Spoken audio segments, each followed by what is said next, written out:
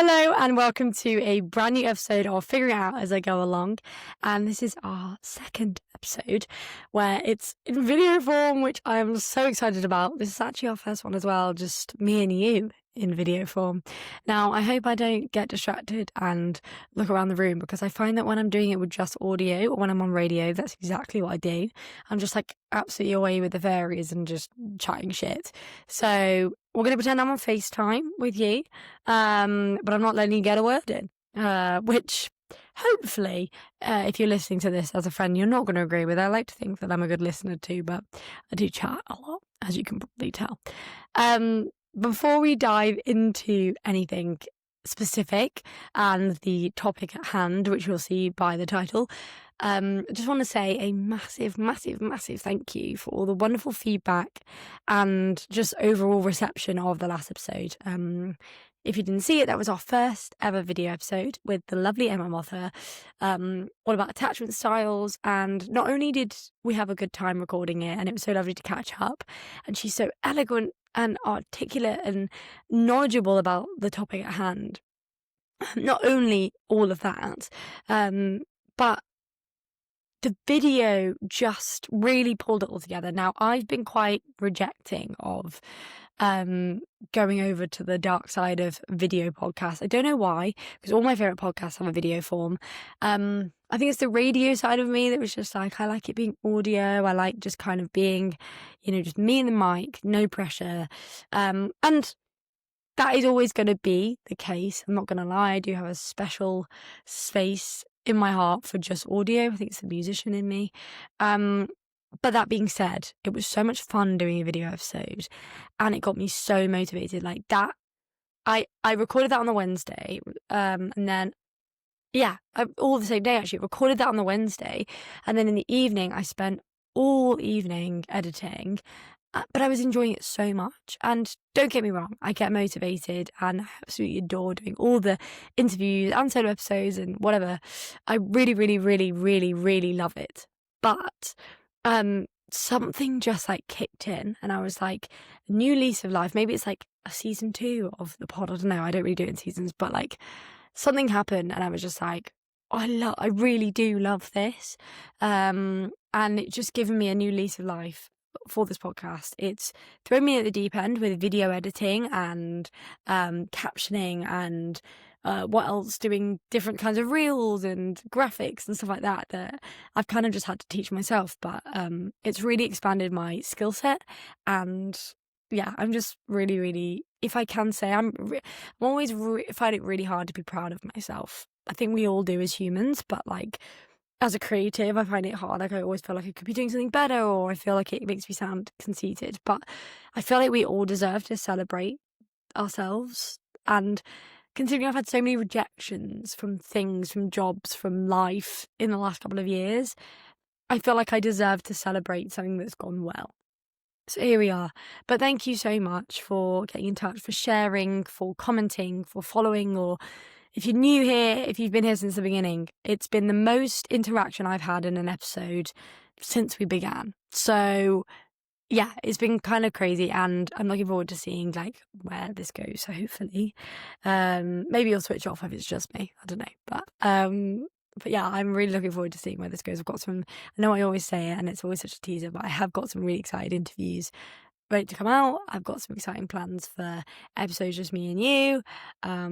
And I'm hoping to keep to that grind of like weekly episodes. And actually, I was just sat on the sofa Friday, and I was like, I don't want to do another episode. Like I can't. I'm really tired. I've been at work all day, and then I thought, no, if I don't do it now, I won't get it edited in time and released on Thursday. And I've got a good flow, and I just want to keep going with it. So it is currently nearly 10 o'clock at night, and I was like, no, sorry, I'm going to sit down. And I am going to do this. So hello. Here we are.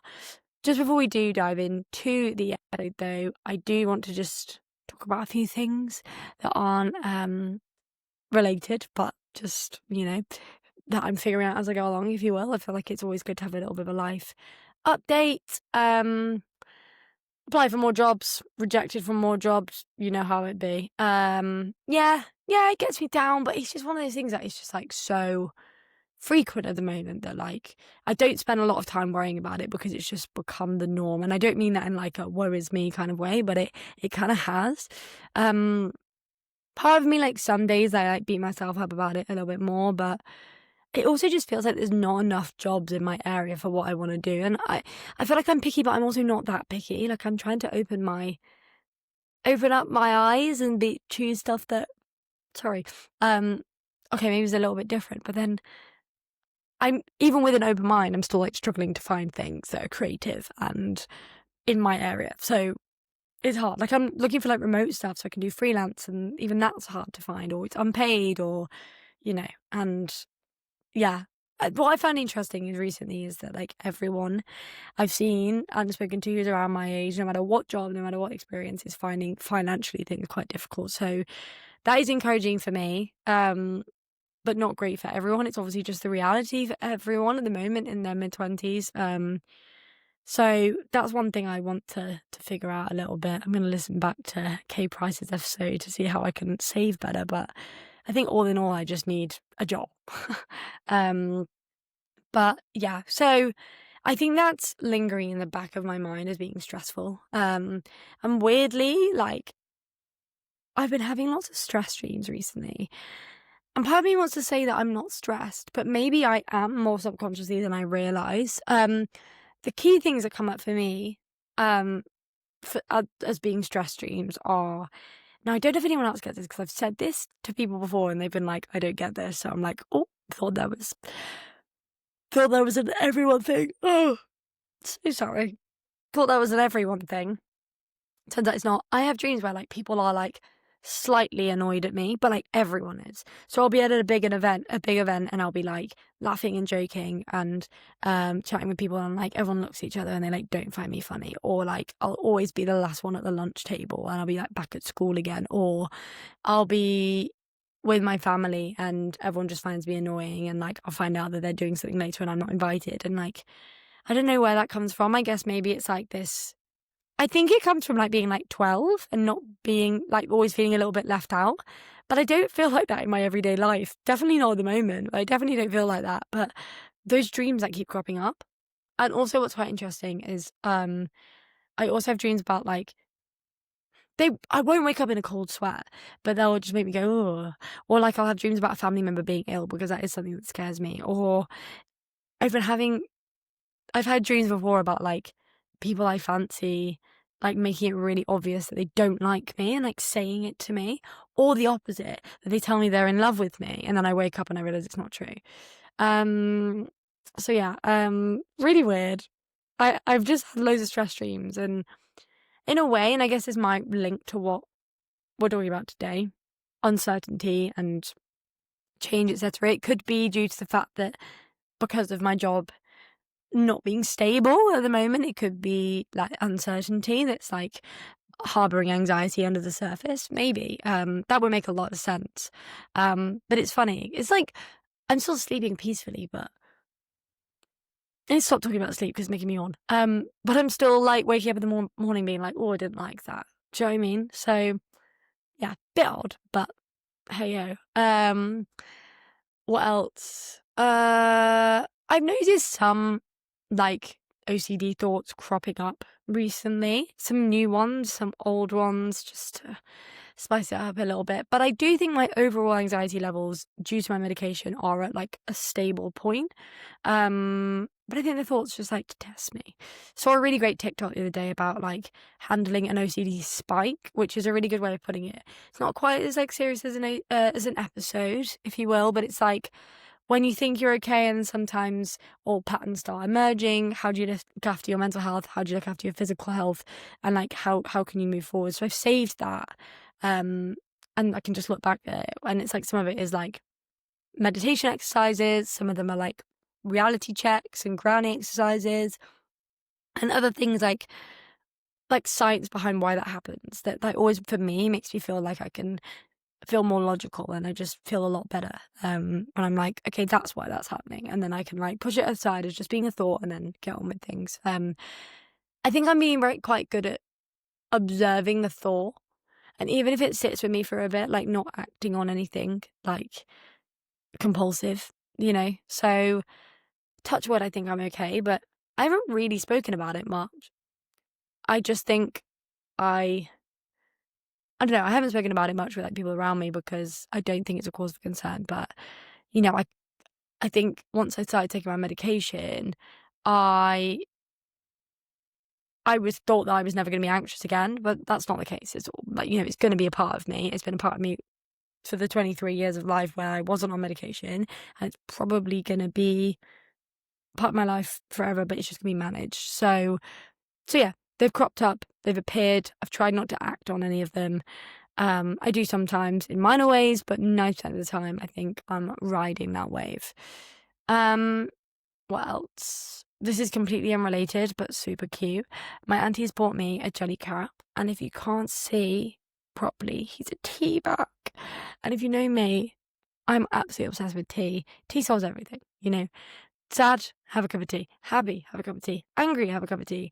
Cold, have a cup of tea. Warm, have a cup of tea, because it actually cools you down, weirdly.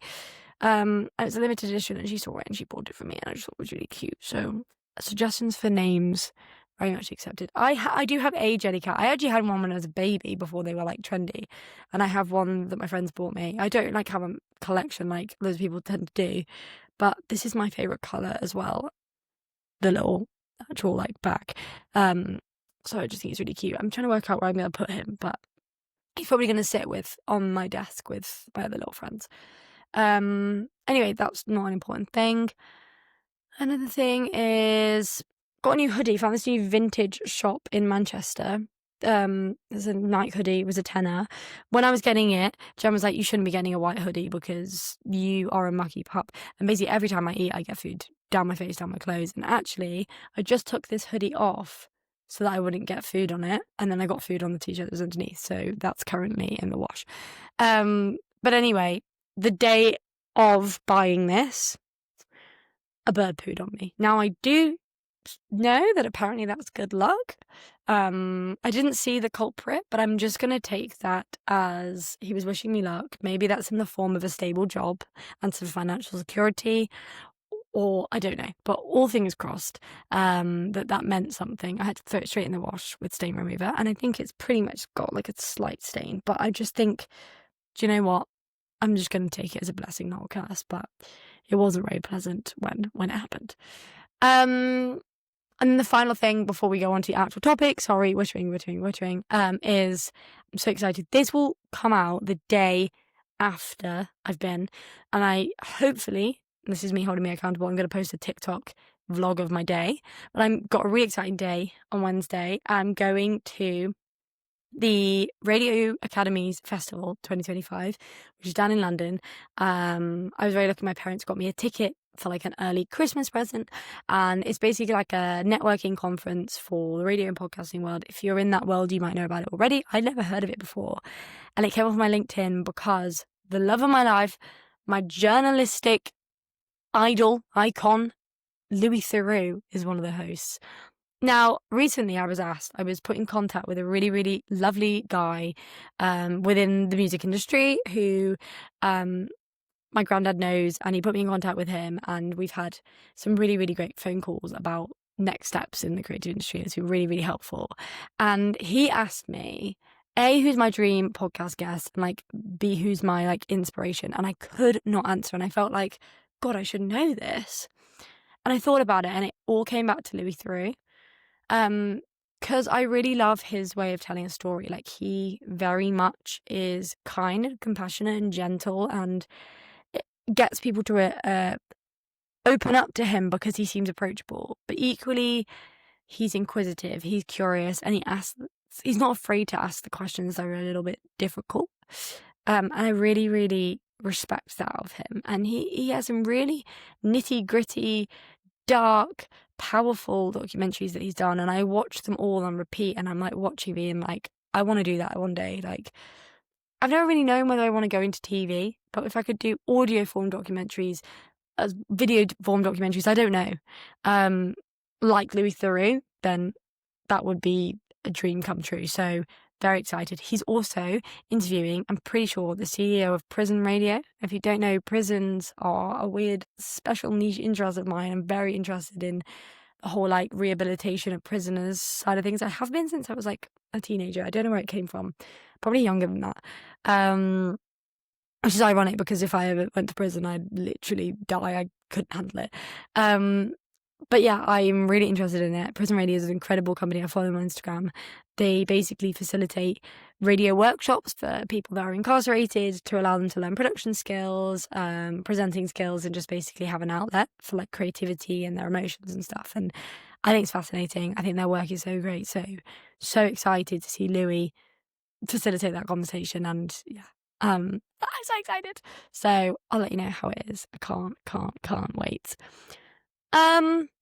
So yeah, so that's kind of everything in that respect. Let's dive into what we're actually here to talk about, and that is transitional periods and change and how to handle difficult life changes. And I feel like we talk about that a lot. I've had some people come in, like my wonderful episode with FIOAIGA, and or even the conversation with my parents about how, like, you know, change is a good thing, and like sometimes you got to take that leap, but sometimes we kind of scoot around the reality of it. We don't sit and talk about the feelings when you're in limbo, when you're in transition, when, I don't know, the perfect example I believe at this stage in our lives is, you know, if you go down the university route, it's like the gap between school and uni. I found that a massive transitional period. And then the gap between uni and work. But then that could also be applicable to like at the end of a relationship, or moving to a new place, or starting or ending a job. When you're kind of in that process of going from an old normal to a new normal, often emotions arise that feel really difficult. And there's been a lot of psychological research into that phenomenon, that feeling, and I feel like it's not communicated enough. I feel like people are very much expected to ride the waves easily and get from A to B. I feel like people feel guilty, or are made to feel guilty, about feeling negative emotions or uncomfortable emotions during a time that's supposed to be pleasant. So like, oh my God, you're going to uni, is that supposed to be so exciting? Or you're starting a new job, like, congratulations, why are you so nervous? And I feel like therefore people aren't able to experience all of them, and then they add on top of that shame, and the anxiety and low mood feels like almost like repressed.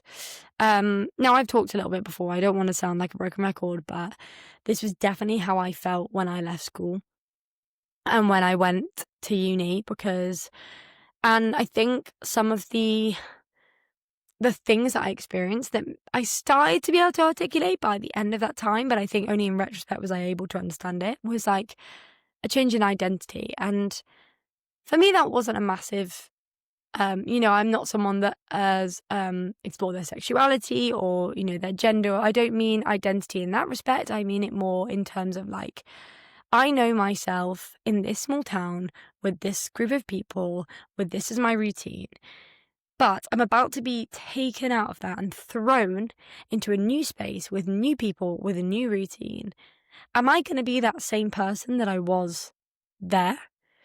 And like learning how to deal with new people, new situations, new lifestyle regimes. And it, for me, brought up, like, I literally felt like someone had just pulled the ground from underneath me. And I was just, you know, a ball of anxiety. And I think it was just because I couldn't answer that question. Now, I'm someone that really needs that certainty. As humans, we don't like uncertainty. We've talked about it before in respect to anxiety. I don't like when I can't answer the question.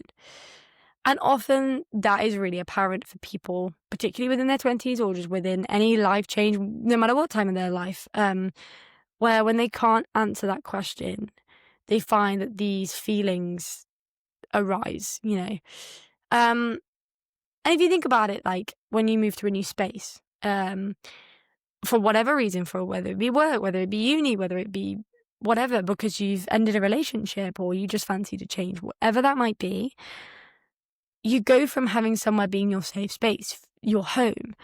And technically, it feels like you should just be able to take yourself into a new physical home or house and just suddenly be like at ease like that. I found it took a bit more time to adapt to my new flat when I moved in recently. I don't know why. I can't really explain why, but I think through maturity and through learning, so I didn't beat myself up. I knew that I just needed to be a lot more gentle with myself as I like rode these waves of like, oh, this doesn't feel like home yet. This doesn't feel safe. Or it didn't feel unsafe. That's probably the wrong thing to say, but like I felt a little bit anxious, felt a little bit like I took every day with a little bit more trepidation because I was like, oh, this is new. And I think this comes from like an evolutionary perspective. I think that as humans, we don't like new. We don't like things that scare us. We don't like, I don't know, we don't like to try something new in case it's dangerous. And I think that goes back to being a caveman, and it's also relevant now. But we, like I said, we just don't talk about it. And it came back into my thoughts recently after having a conversation with a friend of mine who had just graduated.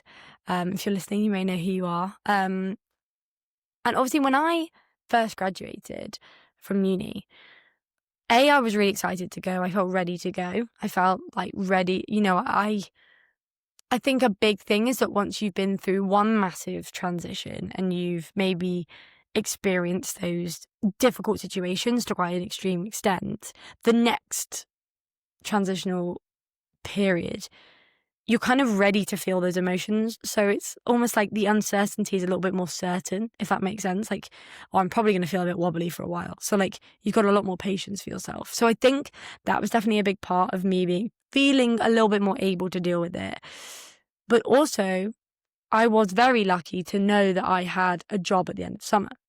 That I was like going to go from one, have a break, into another. It was almost like going from one school year to the next. You know, it was certain. It was new. It was different. I didn't really know what to expect, but there was like this kind of, my identity was like going to just flow freely from one to the other. With going to uni, I didn't know if I'd got in. So I spent a lot of the time being nervous about like, have I got the grades? Have I got in? So that meant that I didn't know what was happening when it came to September.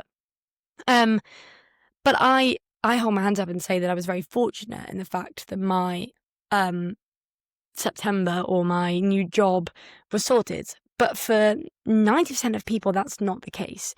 So they leave uni kind of, you know, some people do leave with like a grad scheme in place or like a master's that they're going to do next or something.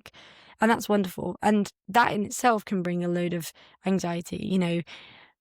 But equally, I think that people that go from all to nothing or like feeling like you're just literally just walking into the ether or not knowing whether to go left or right, that brings up so much anxiety and it makes you question your purpose and your identity and all of those things. So I was talking to a friend who was going through kind of the limbo of applying for jobs that I am now, but without having experienced that before and, you know, having come straight from uni where everything feels quite certain and sorted. I was actually having a conversation with another friend, Harriet, you know Harriet, about this recently, and she was saying about how, you know, you kind of up until that point, everything is a stepping stone. Like, you know that's the, obviously I'm saying this in terms of someone that has followed the university route. If that's not the route you followed, then completely fine and still applicable in its own way. But, you know, you take those steps because you feel like you have to, and so part of your identity is sorted because you're just following the route. But if you take a slightly alternative route or you get to the end of that university, then all of a sudden it's like, over to you. And then it's a little bit like, whoa, okay, what the hell does that mean? And this is what my friend who was confiding in me was experiencing. And it was weird. It was a bit like speaking to, she's only a year younger than me, but did like a gap year and had a year abroad. And she But yet it almost felt like I was talking to a younger version of me because I knew exactly how she felt. And she said she was struggling to articulate it to people because she said her mood was really slipping, and she found it hard to get motivated in the day because she didn't know what everything was amounting to. And I think that was a massive thing. I think people forget how much of well-being is not just about being happy. I think people chase this mood when they're struggling, whereas for a lot of people, they'd forget that mood is also very affected by our idea of purpose and our idea that we are providing something for other people, or we know ourselves, or we know the world around us. And when that gets shook, what's the word in that context, then all of a sudden everything that we know to be true seems to just have gone out the window, and that's scary. So I sat with her, I listened to her, and we spoke through it, and I said I was going to do an episode on this, but this definitely set the ball rolling. And I said, look, I'm going to chat to more people and let's see if other people experience this. I know hand on heart that I've definitely experienced this.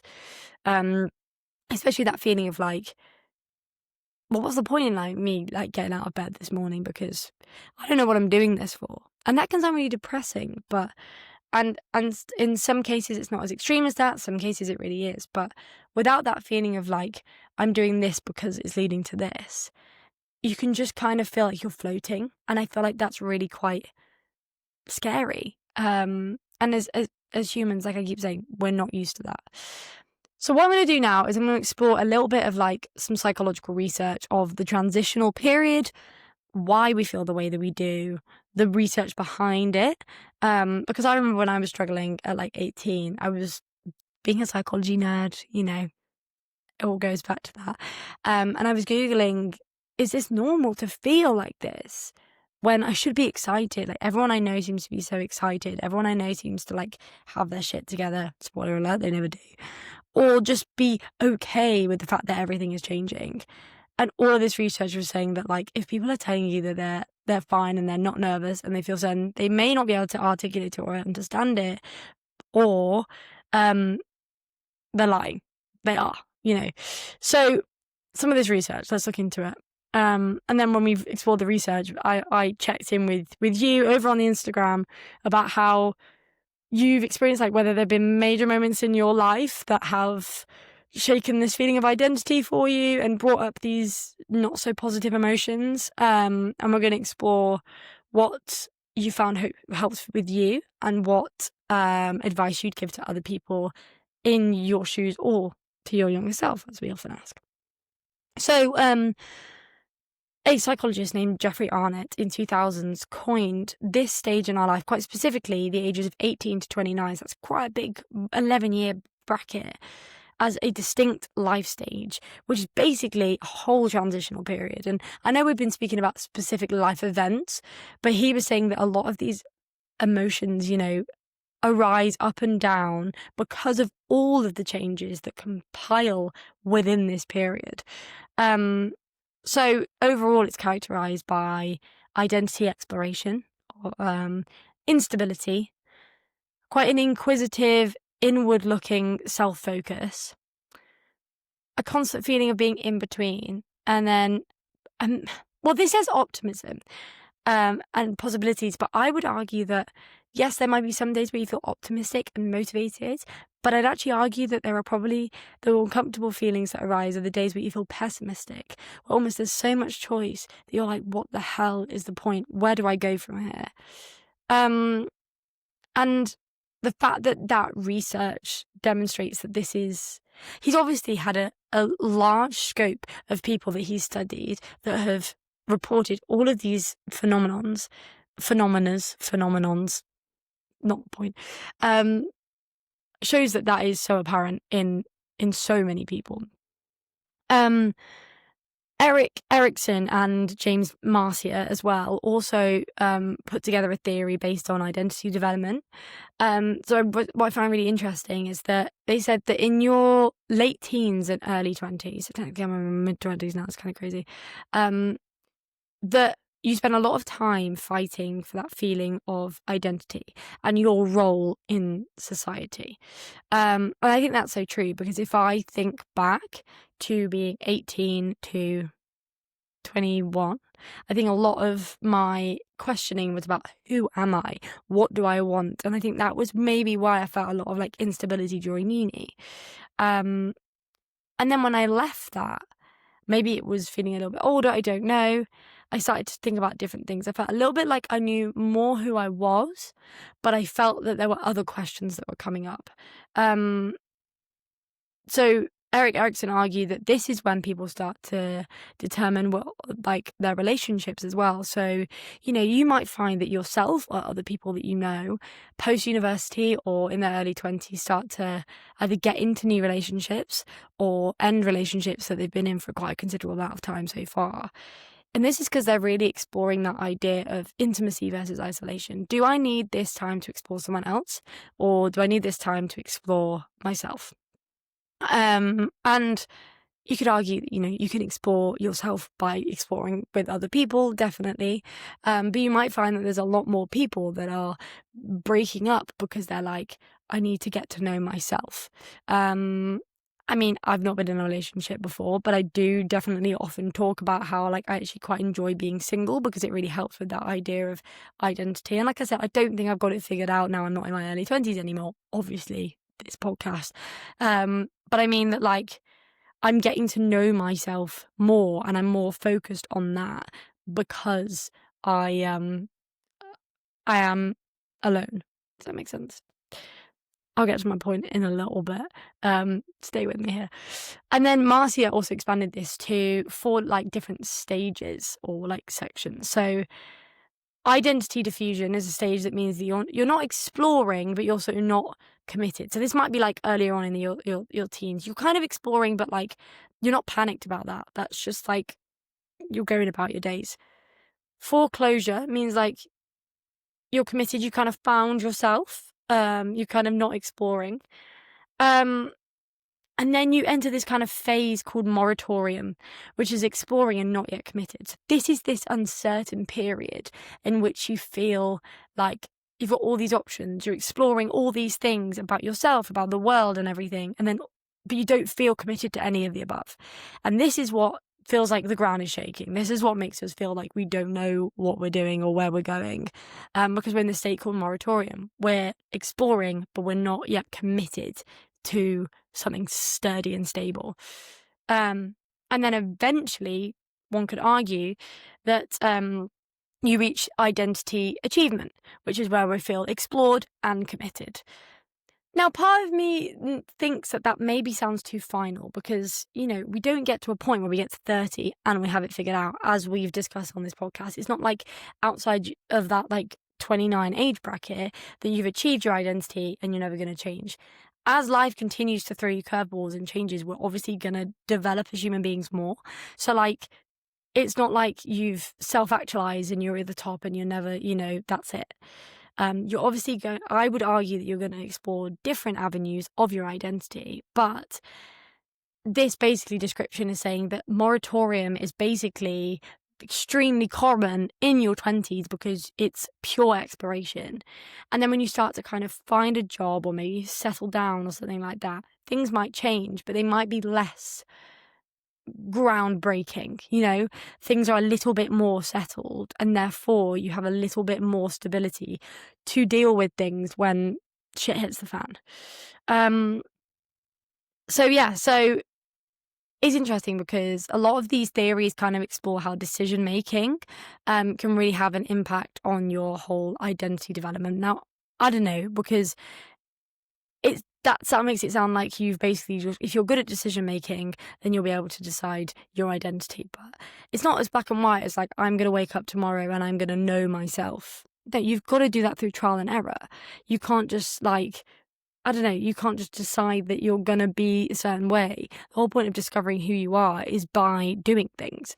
So I feel like some of this I agree with, some of it I don't. It's not that outdated research, really, but I just think, I don't know. If you can't dispute the research, then what's it there for? A lot of research as well has suggested that transitional periods are made significantly difficult because of social media, and I'd have to agree. You know, this comparison of like, I remember when I was struggling with that feeling of going from school to uni, is that everyone on social media that summer, and obviously we know that a lot of the things that we see are just, what people want us to see. There are highlight reels, of course they are. But that summer, I was like, why is no one else nervous? I was like, and I felt that I looked nervous, and I think I did, and I was going through a difficult time, but I was so nervous my skin was breaking out. I was so nervous that it was affecting my appetite, and that was obviously very extreme. I'm not saying that everyone's going to feel like that, but that transitional period was not a good space for me, and I felt that everyone else on social media looked like they were thriving and that they were freedom, I'm so excited for this. And I was all of a sudden whoa, has no one else just felt like the world has just stopped turning for a second? And like I said before, I find that LinkedIn is really bad for that feeling of especially post uni, when it's everyone's getting their dream jobs and their dream internships and apprenticeships, and you're sat there scrolling through and you've still not heard from the person you were applying, the company that you've applied to. And it can feel really overwhelming. But like I said, remember that people are only posting the good things. People don't post the job rejections. People don't post the days in which they don't want to get out of bed because people are scared to. And it's not glamorous, and it's not fun, and it's not picture perfect. It's shit. It's reality. But we don't see it because that's not what's in the Instagram highlight reel. So just bear that in mind. If you're going through a phase at the moment that you feel as though really uncertain, and it feels like everyone else looks like they've got their shit together, they don't. What also is really interesting is the cognitive shift in your 20s, which can affect that can affect this feeling of transition. So a psychologist called Perry created this theory of intellectual development. Now, you might have heard of people talking about your frontal cortex being your frontal lobe being developed, and that means that you're less reckless and you make less impulsive decisions, and you're finding it easier to make choices. And that is definitely the case. I've heard of a lot of people, there's literally science to back that. But this also says that within these different stages, so as you're going through these situational things that are changing, your brain is also going through changes as well. So this is why these emotions are going or you're going because of all these emotions. So interestingly, they're saying that the way life tends to be and the way that your brain works in your late teens into your early 20s is that you tend to see the world in more black and white. You tend to see things as being this way or that way. And that's quite a distortion of thinking. That's quite it is an example of a cognitive distortion, and people that struggle with their mental health are more likely to think in that way. So therefore, if it's not this way or it's not that way, it's somewhere in this grey area. It can be really hard to contemplate how to move forward, how to make decisions. It is argued that as we get older and that frontal lobe develops, that we actually begin to think in more ambiguous terms, that we start to think about things in a more complex way. And this could be due to things that we've learned in the past and the way that we've handled things before. But moving from this black and white thinking to this grey area thinking is difficult, and obviously not something that we've experienced before. So our brain is quite literally going through a cognitive change at the same time that we're having to navigate new jobs, new relationships, moving, all these things. Our brain is quite literally changing at the same time, which is kind of mad. So yeah, I found that really interesting because I did not know that there was literally a physical neurochemistry change that was going on. Neurochemistry, neurological, you know what I mean. And also there's the overall thing is that your 20s in general, and we've talked about this before, bring kind of all your firsts together, don't they? It's quite often your first move, your first job, your first relationship, your first breakup. When you're older, these transitions feel easier because you've done it before. A bit like I said, when I left uni, I felt better at coping with that because I left school. I knew I'd done it before. I knew that all of these emotions that I'd gone through, that were uncomfortable, that felt like would never go, did go. They dissipated, or I learned how to deal with them. So all we're doing as we're growing is that it's not that, it doesn't mean that like change is going to stop happening. That is kind of how life is. Change is always going to carry on, but we're going to be better at dealing with them because we've got the tools in our back pocket and we're like, this is a shit breakup, but I had a breakup when I was 21 that I thought was going to destroy me, and it didn't. Like, you know, it feels like the end of the world when you don't know how to deal with it, because it quite literally is the end of the world as you know it. But once you start to expand your world and realize there are other avenues, there are other solutions, there are other ways out, then you're like, oh, it's fine. So that's why things might feel even more overwhelming when you're in your 20s, because you've never done that before and you've got to learn. I just think that's really interesting. Also, very linked to what we talked about with Emma last week's episode in terms of attachment styles. What can be really tricky is that we start to understand our attachment style during this time. So, for example, if we speak more specifically about relationship changes, it's that the reason why big relationship changes can happen as our brain's developing, as our 20s continue, is because we're getting to know what we want and we need and how we respond.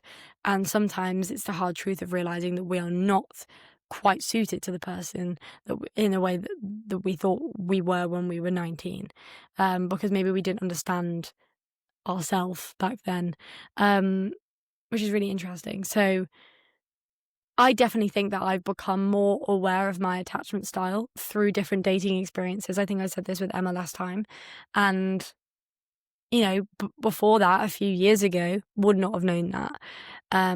Going forward, you know, that would make transitions going into a relationship, hopefully, or maybe unfortunately ending a relationship would make it easier because I would know myself a little bit more. But unfortunately, that means that these transitions can be really tricky because we don't yet know the answers. There's kind of, as you can probably tell, there's kind of like these obvious points that I keep repeating about, like, we don't know yet. And actually I had this really, really nice quote which was like, growth is uncomfortable just because you've never been here before. And like I keep saying, we don't like to be uncomfortable, we don't like to be uncertain. That is what we are evolved to dislike, because we think as cavemen that we can't deal with it, but we can. We just haven't done it yet. There's also a famous quote by John Allen Paulus that says, uncertainty is the only certainty that there is. And that's true. I hate that because I hate uncertainty. And I feel like I sit here and preach about, like, it's just uncertainty, you'll get through it. Whereas I also hate it. But that being said, I'm learning to be more gentle with myself when I find myself getting pissed off or angry or upset or anxious when something is not certain. Because the nicer I am to myself or to my inner child, the better I am actually dealing with it. You know, you literally just got to take it day by day. Okay, so enough about the psychological research, enough about me. I mean, I'm sure I'll probably still say some stuff about me, I don't know. I'm going to go onto the Instagram now and explore what you guys thought based on the questions that I asked. So I think I asked about 8 or 10, we'll see, questions, and some of them were longer form, some of them were polls, and we're just going to see what it is that you guys thought about transitional periods. And at first, and I guess this is just what we all feel, but when I first posted it, I was like, what if people have never felt this feeling in the way that I'm articulating it? Obviously, I knew this wasn't true, because the reason I'm doing this episode is because people in my life have literally spoken to me about, like, I'm feeling this right now, and I've been like, bro, I've been there. But equally, I was like, oh, like, what if I reach out and people feel like they can't relate to this? But you guys did well. You did reach out, and I realised I was not silly to be thinking that. I was being silly to think that because you guys knew. So overall, the first question that I asked was, what has been the biggest life transition in your 20s so far? I gave some examples: leaving school, uni, moving, ending a significant relationship, starting or finishing a job. Please let me know in as much detail as you feel comfortable sharing. So here are some of the replies that I got, and I'll keep them anonymous in case you didn't want me to share that it was you. If my iPad decides to work. Okay, cool. I'd quite like to know the replies. Thank you. Here we go. This is a great one. Moving from a waitress job to a grown-up job. That's really interesting. I think a lot of people, I think it's really common as well, and I'm guilty of it, and I don't like it, is people tend to associate like jobs as being real or temporary jobs. All jobs are real. Like, at the end of the day, you're getting money for a service that you're doing for a company in some way. But it can also feel quite overwhelming to go from a job like waitressing, where you might have done it for quite a long time, maybe throughout this identity forming time from being a teenager into an early adult or past that, then to going into like a more corporate environment can be quite scary. The routines are different, the expectations are different, administration is different. You might not be like in front of people anymore. You might be just behind your desk. And then the expectations that you put on yourself might be increased. You might have thought, well, I know how to waitress, but I've never done this before. And then you find these like doubtful thoughts coming into your brain. So I think that can be a really scary transition, because you're questioning, I knew myself in this job, but I didn't know myself in that job. So I definitely would agree with that one. Like, I'm sure that's quite a commonly experienced scenario.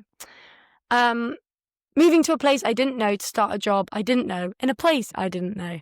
Yeah, that's definitely common. I think definitely after uni, I think people find that, the world is your oyster. You can go anywhere you want and you can start a job anywhere you want.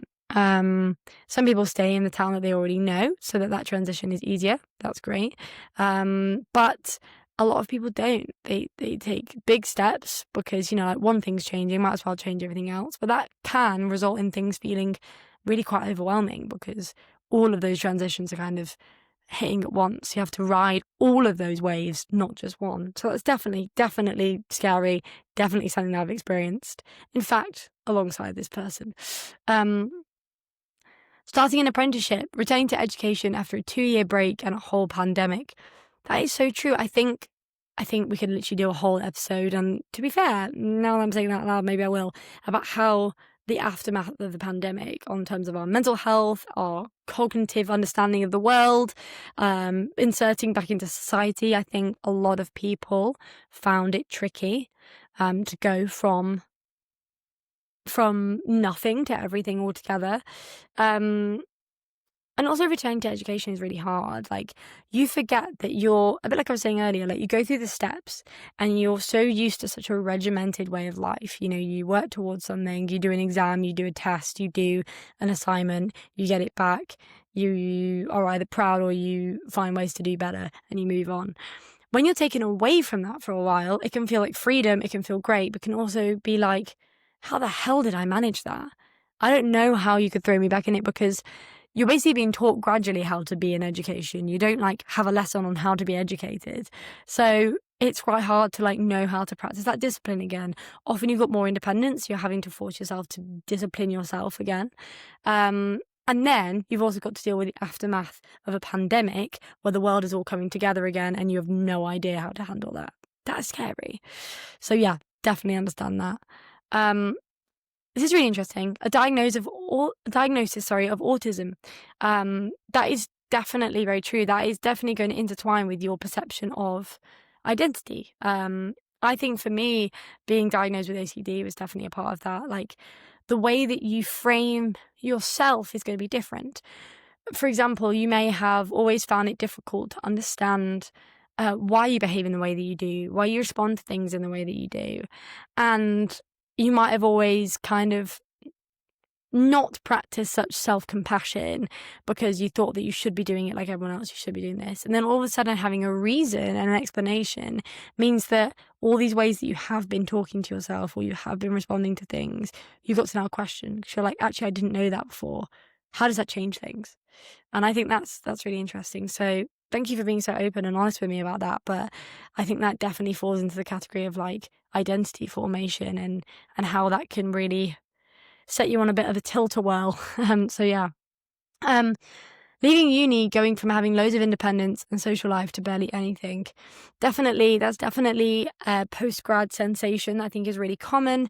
Feeling like you have your own life, especially if you move home. Feeling like you kind of go back to resorting to being a child again in your childhood home, and you've not got your friends just living around the corner anymore. That is really, really tricky. And I think it can be like you're living on a high and then it like drops down, which can really affect mood and excitement and motivation and all of those things that keep us pushing through. So definitely really interesting. Thanks for sharing. Learning to understand the partner you've found for life, that's really interesting. So accepting that this is going to be your relationship forever. What does that mean for me? What does that mean for my future? That's really interesting. And changing and finding the career path for me. Yeah, a lot of people find that now, like, they take a change in career path and their life trajectory is different to the one that they expected. That's definitely really interesting. Thank you for sharing that. And then the other ones that came up were breakups, finishing uni, starting my job. What's quite interesting is that, like, if you notice that there, is that you've got, with finishing uni and going into a job, they tend to go from one to another. But what you don't realize is that you're grieving one. You're grieving the end of something, and you're also apprehensive about a new thing. So you've got all these feelings about closing a chapter and about finishing that part of your book, and then you've got all this about opening this new one, this trepidation that you feel about something that's really uncertain. So as one thing ends and another thing starts, that can be full of possibility and excitement, but it can also double that experience of fear and uncertainty because you've got double the transition. Does that make sense? It's not as simple and straightforward as going from one to the other. It's like ending one and starting another. So that's two like independent freakouts. The next question I asked was, what emotions came up during these times? So things that came up were, it's quite a mix here. Terrified but excited to start a new chapter. Happiness, anxiety, hope, and intrigue. So the curiosity I like there, and happiness and anxiety being on the same level. So like it shows that like you can experience both a negative and a positive emotion on the same wavelength. They're not mutually exclusive. They can occur together, which I think is really fascinating. Anxiety and frustration, but also motivation and positivity when you start to try and change things. That's really interesting. Same thing. I think that's another thing that can make you feel like you're like almost on a seesaw, is when you're feeling some days that anxiety and frustration, but also that motivation and positivity. I remember that feeling so well in that summer of like feeling like I was literally like, some days I was like on top of the world and other days I was like, oh, I'm so anxious. And it's just literally just like a yo-yo. Same here. Anxiety and excitement. Another one, loneliness, anxiety, and a bit of feeling lost. I think that's something, I'm surprised more people haven't said, because I think feeling lost is definitely a really, really apparent one when it comes to change and that lack of identity. Who am I? Where am I? Where do I fit in? Etc. Definitely feeling lost is a massive part. And then pure anxiety. So yeah, definitely a common one that came up there. Next question was, how do you find that you handle change? So what is your perception on the way that you actually go about it? So only 7% of people said I tackle it head on. It doesn't faze me, which makes me feel so much better. Amazing that you feel that way. I would never do anyone down for handling that well. That's incredible. As humans, we're all going to vary in terms of adaptability. Some people have experienced change quite a lot from a young age. So change for them is actually quite certain. They're actually quite used to it. Whereas almost, I would argue that someone that hasn't experienced a lot of change, that when it comes about at a later age, they feel like they don't have the tools to deal with it. That was definitely the case for me when I left school. I hadn't moved school the whole time. I was in the same school from 2 till 18, so I never had the difference. I'd never had that new school in year 7 vibes, new college vibes. I just had a normal trajectory. So that's why I felt like everything was a little bit more unstable later on, because I'd never experienced that before. 52% said, I can feel a bit stressed, but not too bad. That seemed to be the most common.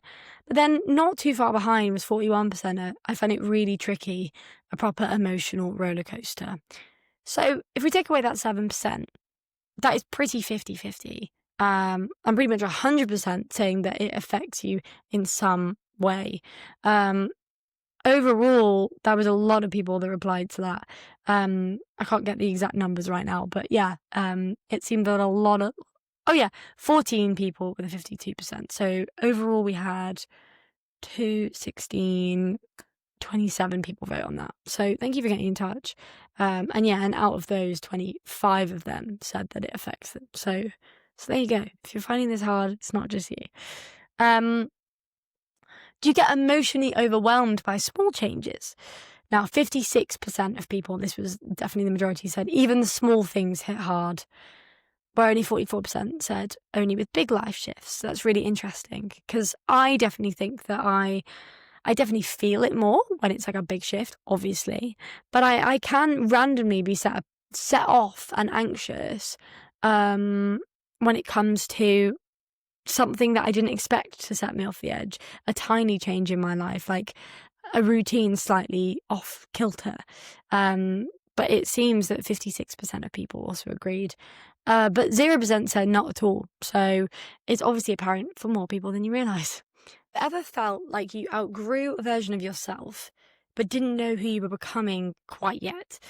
30% of people said yes, currently, which is really interesting. And I wonder how many people are undergoing a life transition, or whether that is like more not situational things are changing, but physical, like emotional things are changing. I would be intrigued to know to what that situation is for the people that put that. 63% said yes, I have been there. So like not currently, but in the past they've experienced that. And 7% said no, I don't believe I have. That's really interesting. And I'm really intrigued to hear more. So if any of you are listening right now and you're like, that was me, I put that, let me know, because I'd be really intrigued.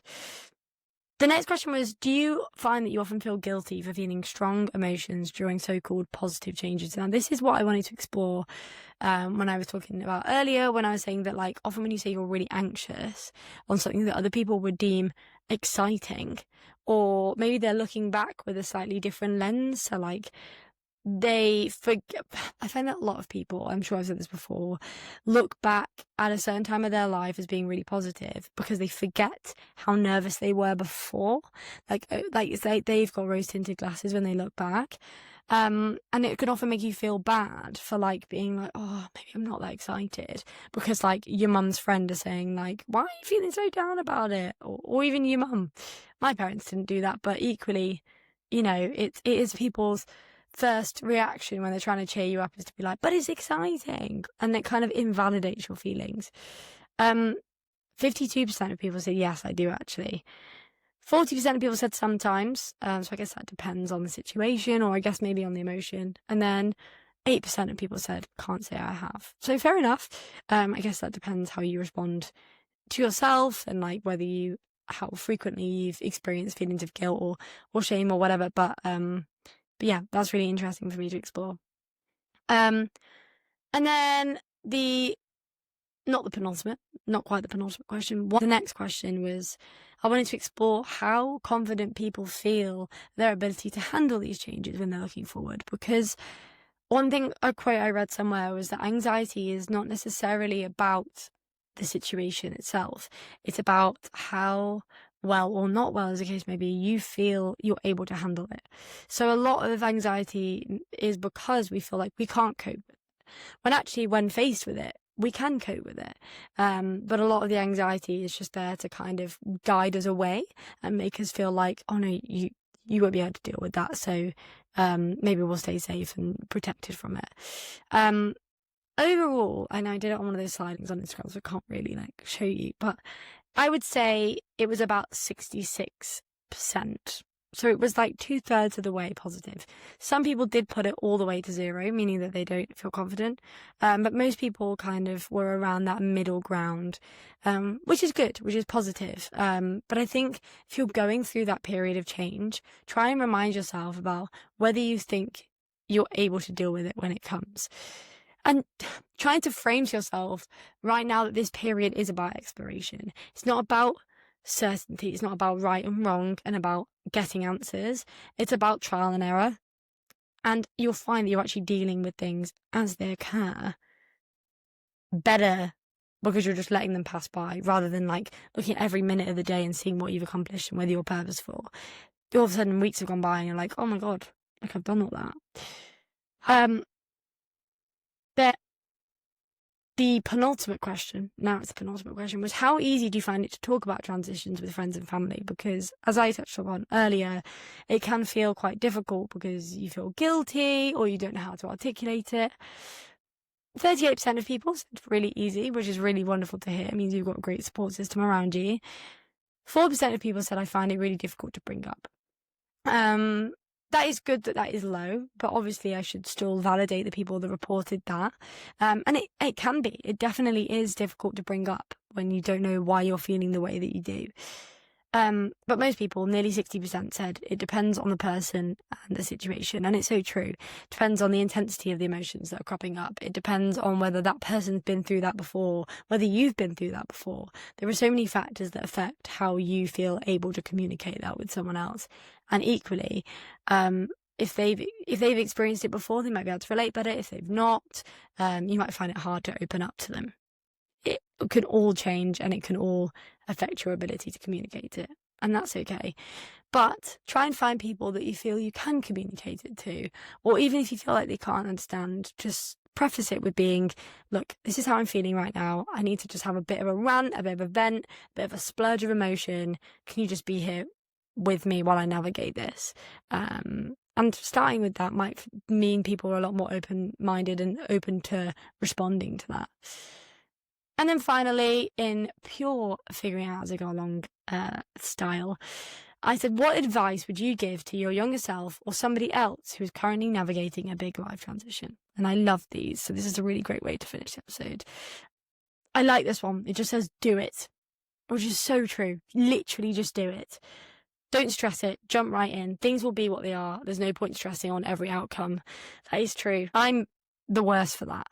But it can be really easy to think that you're claiming more certainty by just sitting there and trying to worry it, if that makes sense. But actually, the best way that you can deal with it is just by dealing with it, just by going ahead, like fighting those anxieties, just going straight forward and jumping straight into that metaphorical pool. So as I said, once you decide to embrace the change and start changing with it, what you can control then becomes easier. And that's so true. I think, like I said earlier, once you kind of address to yourself, I'm changing, this is uncomfortable, I'm not enjoying this discomfort, guess what? It feels more comfortable because you're not trying to fight against it. And I think that's where a lot of the discomfort kind of multiplies, is because you're trying to fight against it.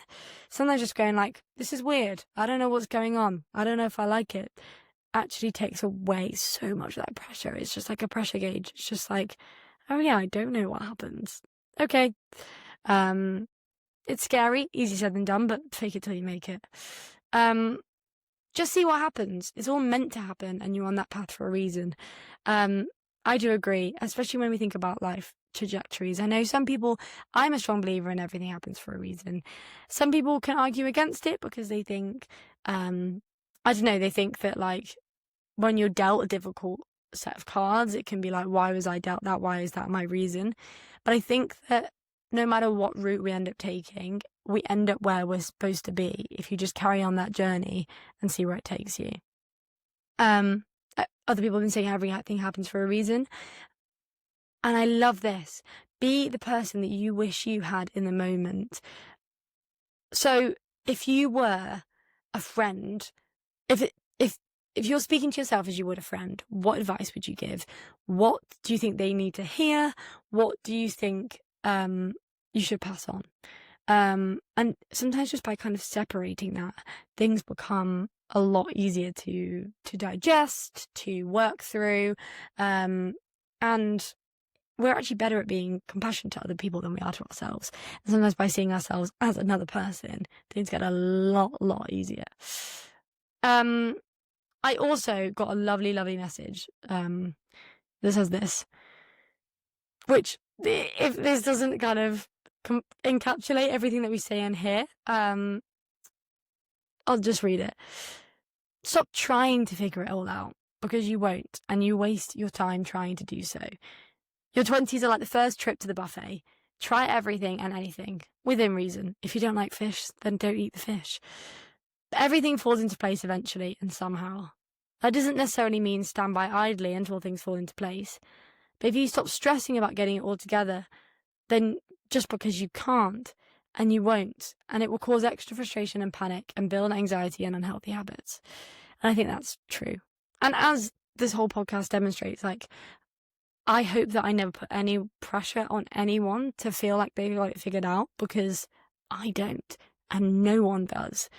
And hopefully, if we kind of navigate these changes by saying we are figuring it out, like I said earlier, taking that pressure off will make everything so much easier. So I've covered quite a lot in this episode.